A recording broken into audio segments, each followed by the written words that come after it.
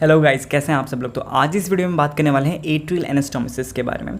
हम जो brachial artery है उसकी जो ब्रांचेस होती हैं एंड अल्नार एंड जो रेडियल आर्टरी है उसके जो ब्रांचेस होते हैं वो दोनों एनास्टोमोसिस फॉर्म करते हैं, तो उसके बारे में हम देखेंगे।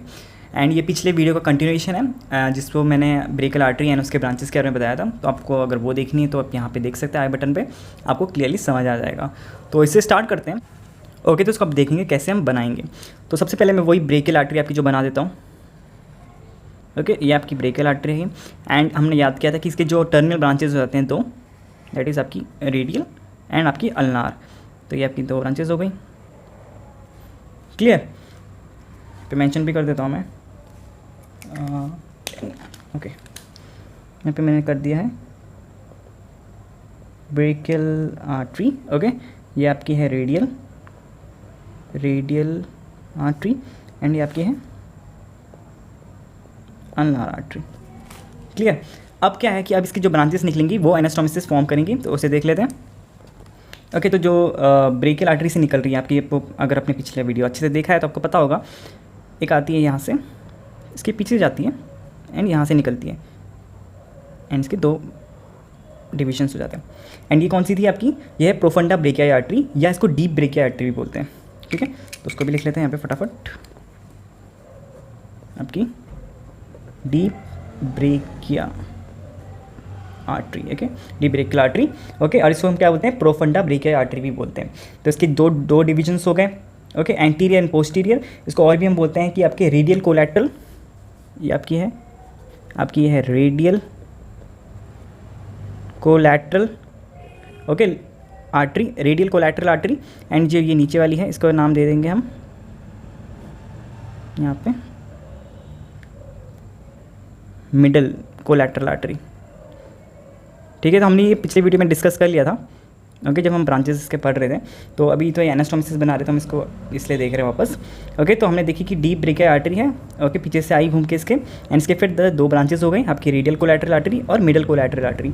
एंड इस साइड से भी आपके दो ब्रांचेस निकलते हैं। ओके, एक ये और एक ये। ओके, अब ये कौन सी है? ऊपर वाली है, ये थोड़ी ऊपर है, तो हम इसको नाम देंगे सुपीरियर, यहाँ पे सुपीरियर अल्नार कोलैटरल आर्टरी। अब इसका नाम अल्नार यहाँ पे क्यों आ रहा है बीच में? क्योंकि ये आगे जाके अल्नार आर्टरी के जो ब्रांचेस होंगे उसके बाद एनास्टोमोसिस करेंगे, इसीलिए ये आपका सुपीरियर अल्नार कोलैटरल आर्टरी। और जो आपकी नीचे वाली है, तो ये नीचे है तो क्या होगी? Inferior ulnar collateral artery. ठीक है, क्लियर हो गया? आपका सुपीरियर अल्नार कोलैटरल आर्टरी और inferior ulnar collateral artery. Okay, अब ये दो चीज़ होने के बाद अब क्या होता है कि आपकी जो रेडियल और आपकी जो अल्नार है यहाँ से भी ब्रांचेस जाएंगी और वो ऊपर को जाएंगी। ओके, उसे भी देख लेते हैं ना। आपकी जो अल्नार आर्टरी है, ध्यान से सुनिए, अल्नार आर्टरी से क्या होती है? एक इधर को आई और एक इधर को आई। ठीक है, इसका मैं यहाँ पे थोड़ा सा बना देता हूँ ताकि आपको समझ आ जाए ईजिली। और ये ऊपर से भी इनके मुंह इस तरफ के लिए। ठीक है, इनके नाम देख लेते हैं।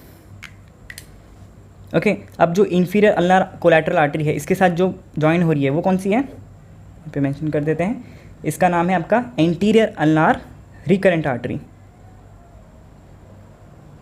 Anterior ulnar recurrent artery. Okay, and जो नीचे वाली है ये आपकी हो जाएगी पोस्टीरियर अल्नार रिकरेंट आर्टरी, ये वाली। तो ये है पोस्टीरियर अल्नार रिकरेंट आर्टरी। ठीक है, अब ये देखो, आप एक चीज़ देखेंगे, आप ये दोनों तो ये तो कोलैटरल हैं दोनों एंड ये दोनों रिकरेंट हैं। तो ये क्यों होता है आपको पता होगा, पिछली वीडियो अगर आपने देखी है। अब देखो, जो ब्लड का फ्लो आ रहा है वो ऐसे नीचे की तरफ आ रहा है, तो नीचे की तरफ यहाँ से नीचे जाएगी और यहाँ से भी नीचे नीचे जाएंगी, और ये जो ब्रांचेस आ रही हैं इनमें से भी नीचे नीचे आएंगी ब्लड। तो क्या होता है कि जो नीचे का वाला फ्लो है ये आपका कोलैटरल फ्लो है। ठीक है, लेकिन अब क्या हो रहा है कि अब अल्नार आर्टरी से यहाँ पे तो ब्लड आ रहा है लेकिन यहाँ से ऊपर को जा रहा है, तो ये अपोजिट डायरेक्शन में हो जाएगा, ये आपका रिकरेंट हो जाएगा। ठीक है, इसलिए ये पोस्टीरियर अल्नार रिकरेंट आर्टरी ऊपर को लेके जा रही है। एंड जो ये थी जो नीचे को लेके आ रही थी वो क्या थी? Superior ulnar collateral artery. Okay, clear? अब आपने देखी अल्नार की आर्टरी निकल गई, अब इसमें से एक और निकलती है, पर ये क्या होता है कि यहाँ से जाती है, इसके फर्दर दो ब्रांचेस होते हैं। ठीक है, एंड इस वाले ब्रांच से एक फर्दर ब्रांच निकलती है जो इसके रेडियल आर्टरी के पीछे से जाके आपके जो मिडल कोलैटरल आर्टरी है इसके साथ एनास्टोमोसिस बनाती है। अब देखो थोड़ा आपको कंफ्यूजिंग लगेगा कि कहाँ कहाँ से निकल के कहाँ कहाँ जा रही है। ठीक है, मैं एक और बार बता देता हूँ, कोई डरने की बात नहीं, ईजी है एकदम।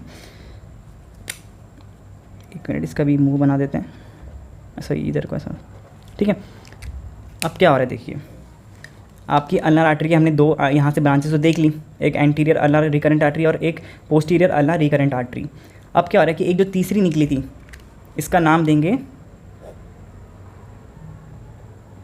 ओके, इसका नाम है कॉमन इंटीरियस आर्टरी, कॉमन इंटीरियोसिस आर्टरी। ठीक है, इसके दो ब्रांचेस हो गए, एक हो गई आपकी एंटीरियर वाली, ये जो इधर है एंटीरियर वाली, एंड ये है पोस्टीरियर वाली। तो यहाँ पे anterior, okay, anterior interosseous artery, and ये वाली आपकी हो गई पोस्टीरियर इंटीरियोसिस। ओके, तो आपकी दो आर्टरीज हो गई।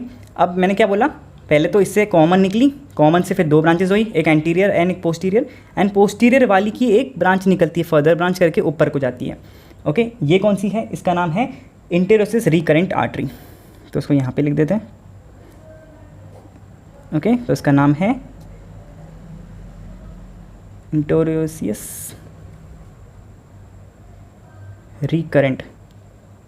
देखो इसका नाम वापस रिकरेंट आ गया, क्यों, क्योंकि ये ऊपर को जा रही है, अपोजिट फ्लो है इसका ऊपर को, इसका नाम है इंटीरियस रिकरेंट आर्टरी।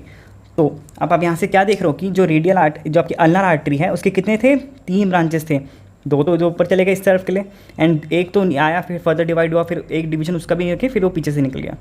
तो ये था आपका इसका अल्नार आर्टरी के जो ब्रांचेस थे। अब देखो इसके साथ पैरिंग हो गया, एक ये पैर हो गया, एक ये पैर हो गया, अब ये वाला बच गया। तो इसके लिए कहाँ से निकलेगी, रेडियल आर्टरी से निकलेगी, ये निकली एंड ये इसके साथ बनाएगी। ठीक है, इसका नाम भी दे देते हैं,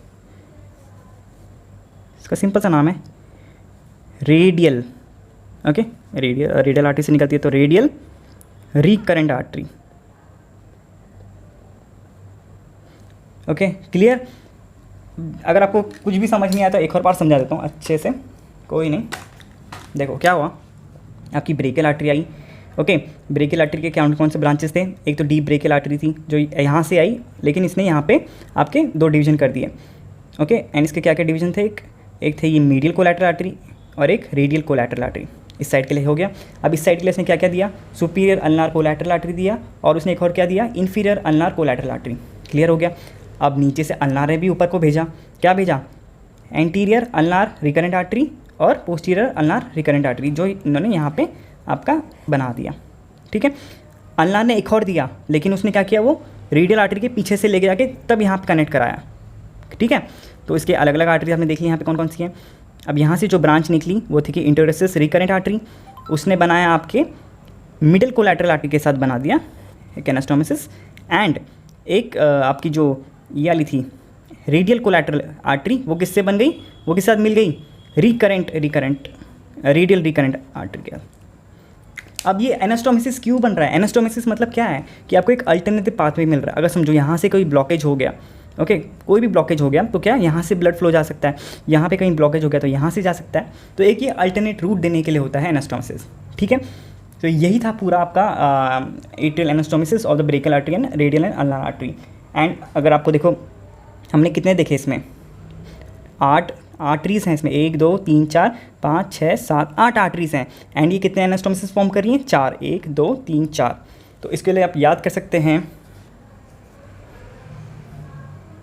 SIMR, और इसके नीचे लिखना है आपने PAIR, सिंपल सा है।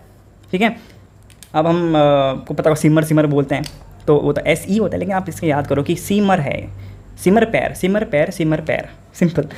तो सिमर पैर से क्या मतलब है इसका, S और P। अब S और P क्या है, सुपीरियर अल्नार कोलैटरल आर्टरी, और किसके साथ बना रहा है ये, P के साथ। P मतलब क्या है, पोस्टीरियर अल्नार रिकरेंट आर्टरी। तो ठीक है, इन दोनों का कनेक्शन हो गया। हमने देखा नेक्स्ट I है, I फिर क्या है, इन्फीरियर अल्नार कोलैटरल आर्टरी, और इसके साथ कौन बन गया, एंटीरियर अल्नार रिकरेंट आर्टरी।